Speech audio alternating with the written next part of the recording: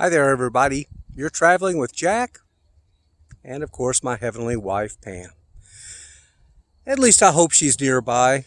Somebody the other day said to me, they said, she's always with you. Excuse me. And I thought, well, yeah, maybe we want to believe that, but at the same time, if we truly believe in heaven and how wonderful it is, she's probably having far too good a time in heaven right now to really be hanging out with me. Because life isn't as much fun as it used to be with her here. I can tell you that. But it's an evening and I'm taking one of my usual walks. It's beautiful out here today. You can see there's a vineyard behind me. Beautiful sky conditions.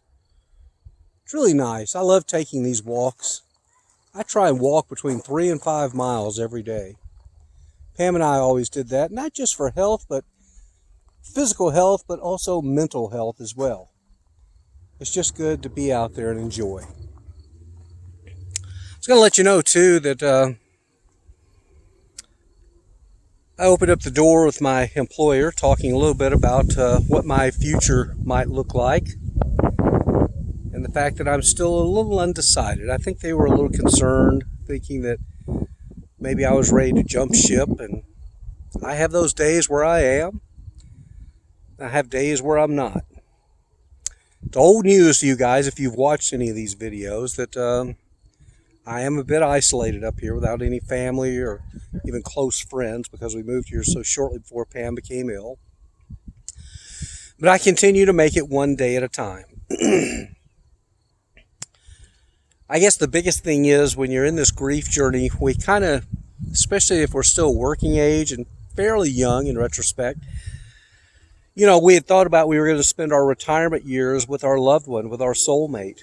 And so everything kind of revolved around that. Future plans did as well. I know Pam and I, after we just had first moved here, we were looking at buying a house. We thought, this would be a great place. We'll settle in here for several years.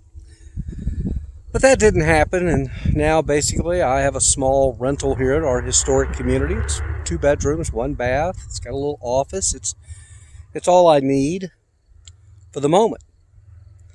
But I know at some point I've got to start making some plans for the future.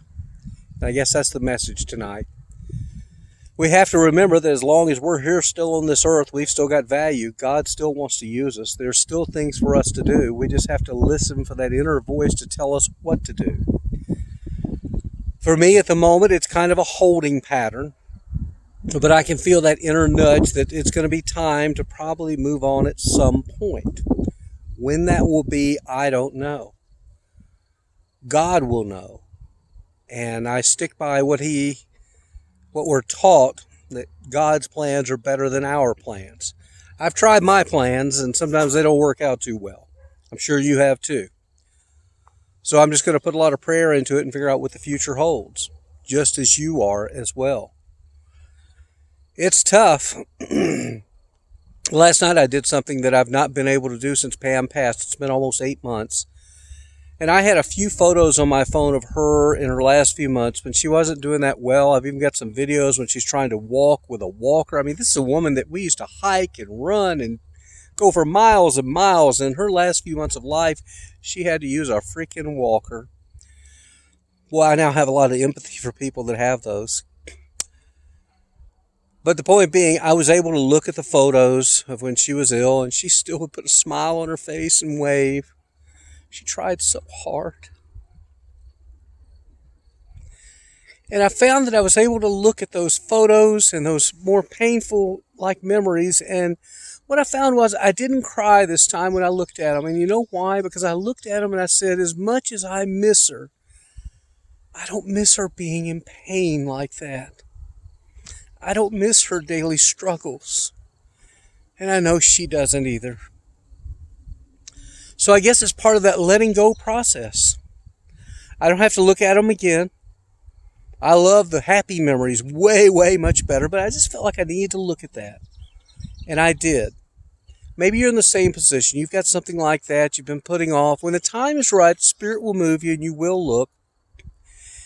And hopefully it'll be like I did. I came to the conclusion that while she's not here with me, and I selfishly want her here with me, it's not going to happen.